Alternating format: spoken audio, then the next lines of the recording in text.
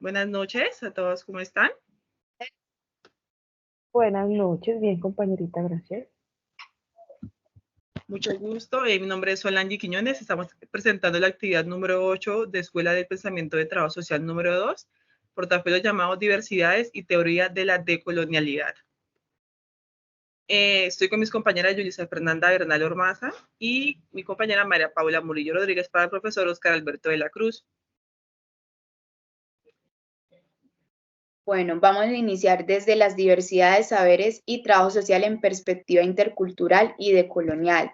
Este capítulo que dice, en este capítulo la autora Esperanza Gómez Hernández nos describe que la crítica social latinoamericana y del Caribe se ha fortalecido con los aportes de los estudios interculturales y decoloniales, porque han abierto otros campos de comprensión e indagación de los fenómenos sociales. Es decir, en este ámbito la autora nos comparte que desde la interculturalidad y decolonialidad se hace una interrelación, ambas se nutren de ambas desde sus conceptos y digamos que desde la decolonialidad podemos ver que busca descubrir o desmantelar esas estructuras de poder que se han mantenido y han permanecido de manera latente en la historia, ya mezclándose con la interculturalidad, buscando que al despejarse o desmantelarse esas estructuras de poder, se puedan crear nuevas fuentes de conocimiento y compartir los saberes que hay.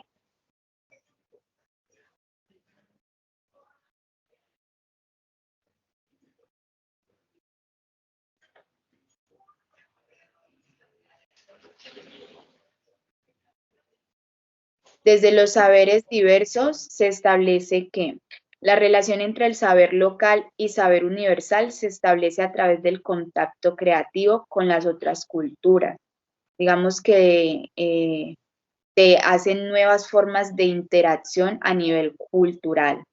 Esto expresado por el discurso de la UNESCO en 1970. Se le da una importancia crucial a la movilización masiva y el intercambio de saberes.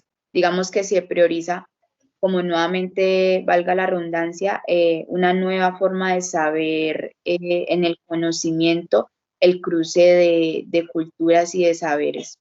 El intercambio cultural es así considerado el instrumento para el enriquecimiento recíproco de las culturas nacionales, el acercamiento entre los pueblos y el intercambio de información y de investigaciones.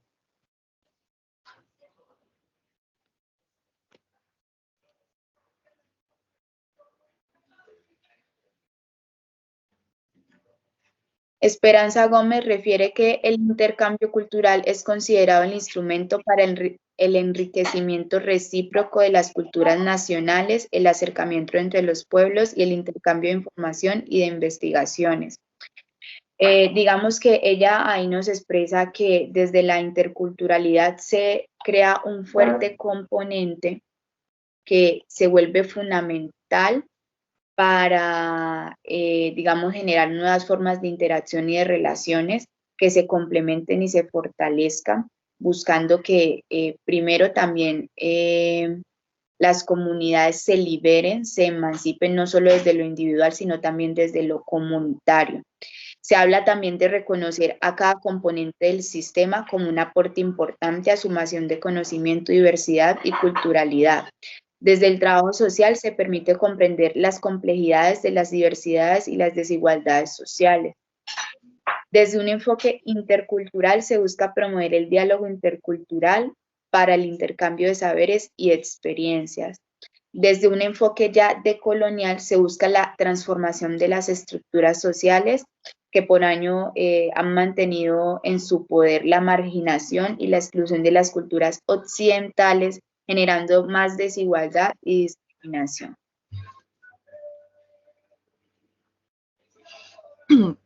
Dándole continuidad al tema de mi compañera, continuó con el tema de colonialidad y política social en el estado de bienestar. Este capítulo trata, el autor se refiere que el servicio social se desarrolló como profesión teniendo en cuenta el desarrollo capitalista industrial y la expansión urbana.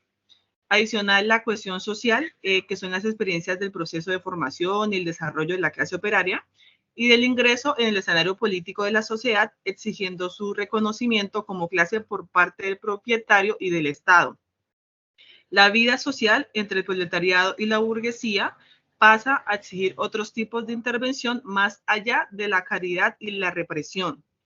Y el Estado pasa a intervenir directamente en las relaciones entre el propietario y la clase trabajadora, realizando una regulación de la legislación social, laboral y gerenciando la organización y prestación de los servicios sociales con un nuevo tipo de enfrentamiento en la cuestión social.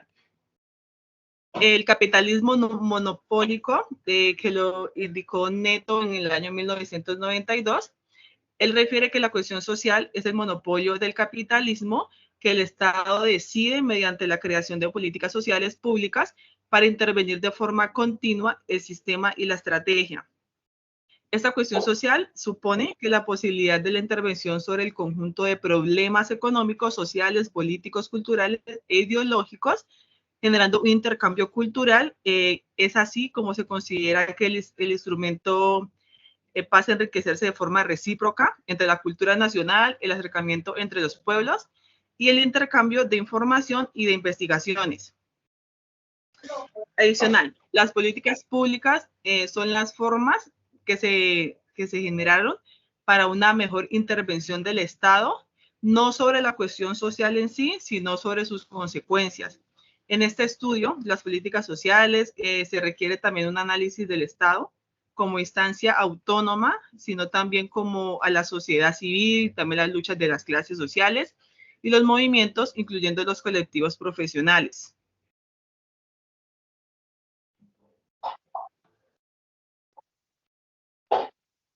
Listo, dándole continuidad a mis compañeritas. Otro tema que vamos a tocar es la decolonialidad, el buen vivir y el respeto a la diversidad en la construcción del conocimiento, formación e investigación en el trabajo social.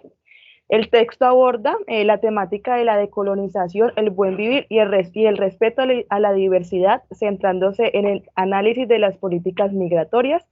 Este texto lo dividí en tres puntos principales. El primero es el proceso de la descolonización, summa causae o buen vivir como marco para la convivencia. El proceso de la descolonización se plantea, digamos, como una acción que implica el reconocimiento de la diversidad de habitantes dentro de un mismo territorio, promoviendo así la convivencia desde la diversidad, desde la empatía y el respeto, como antes lo mencioné, acoplándolo todo como parte del summa causae o el buen vivir. Como segundo punto, acá tenemos el análisis decolonial. ¿Me lo devuelves, por favor, compañerita? Ahí, exactamente, gracias. Como segundo punto, tenemos este análisis descolonial de las políticas migratorias, exactamente en Costa Rica. En esa parte, digamos que se destaca cómo ciertas leyes y políticas en países receptores de migrantes han excluido a grupos considerados no nacionales o migrantes, especialmente provenientes de países pobres, negros, indígenas o otros grupos étnicos considerados no blancos. Como un ejemplo de esto tenemos el país de Costa Rica, desde el análisis decolonial de las políticas migratorias, que en 1850 el gobierno de Costa Rica creó la Junta Protectora de las Colonias con el objetivo, digamos, de fomentar la inmigración, o sea, la entrada de colonas y colonas que vinieran de Europa. Pero más sin embargo, en el año 1862, con la ley de bases y colonización, se prohíbe la colonización, o sea, la entrada de razas africanas y chinas al territorio de Costa Rica, con el fin, digamos, de que no se extendieran tanto dentro de su territorio. Más sin embargo, se puede decir que históricamente Costa Rica implementó estas medidas para restringir y controlar las migraciones de grupos étnicos y raciales, dándole, digamos, prioridad a la llegada de colonos o colonias europeas. Listo. La siguiente, por favor.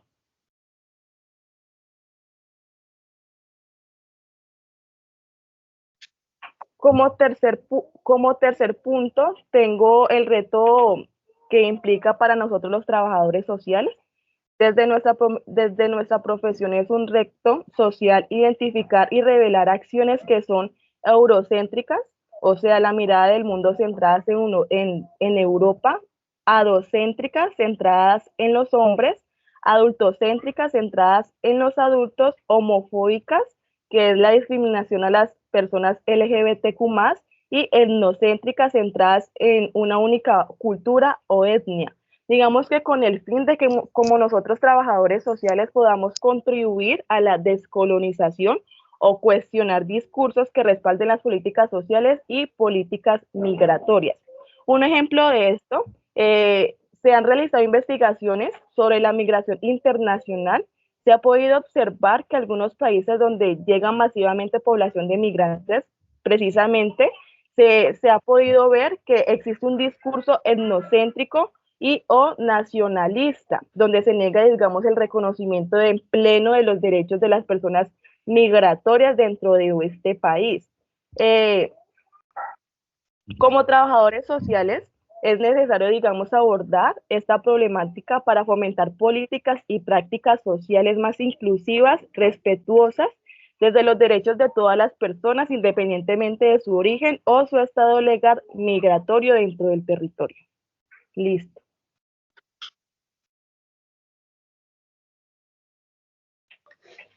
Bueno, y dando respuesta a la pregunta problematizadora del portafolio, las quisimos realizar de acuerdo a las tres capítulos que decimos leer del texto, sacando como diferentes posturas de acuerdo a cada tema en específico, y las vamos a indicar a continuación. Bueno, primera pregunta. ¿Cuál es la propuesta de sociedad que tiene la autora a partir de los estudios interculturales y decoloniales? La propuesta en el primer momento de la autora da su crítica a una postura que surja desde una experiencia propia a cómo cada uno de nosotros percibimos nuestro entorno, ya sea familiar, laboral o social, y de ahí partir para comprender los problemas sociales actuales frente a establecer posturas de diálogo y mayor comprensión acerca de las diversidades y sus connotaciones para la sociedad, según Esperanza Gómez. Y en un segundo momento da una reflexión sobre cómo busca que se reconozca la diversidad cultural como una riqueza y no como una brecha de disputa política, económica o social. En el texto también la autora nos muestra una propuesta de interculturalidad que implica las luchas por la descolonización, la cual desfavorece la idea de construir práctica a nivel político, con la implementación de las políticas sociales, las cuales estudian la realidad social y plantean las posibles soluciones para ciertas problemáticas y promoviendo el bienestar y siendo el trabajo social descolonial una postura crítica la cual cuestiona las bases disciplinarias de la ciencia, siendo el intercesor entre las políticas sociales y la sociedad. Bueno, como tercer comentario de esta pregunta, tenemos la respuesta que consideramos que la intervención de nuestra profesión desde la perspectiva de la descolonización implica analizar críticamente las políticas sociales y políticas migratorias, abordar además las prácticas discriminatorias que sufren personas pertenecientes a la población LGBTQ+, los países pobres, afrodescendientes, indígenas u otros grupos étnicos no blancos, para promover procesos interculturales desde la promoción de relaciones más equitativas y respetuosas entre diferentes culturas y la descolonización de prácticas cotidianas que contribuyen a estigmatizaciones y tratos de superioridad, de inferioridad, asumir un compromiso ético-político para construir una cultura de paz y ciudadanía diversa.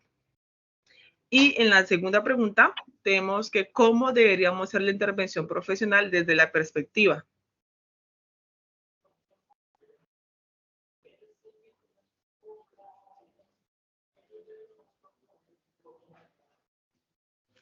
Indicamos que nosotros, como trabajadores sociales en formación, pensamos que se debe hacer un desenraizamiento de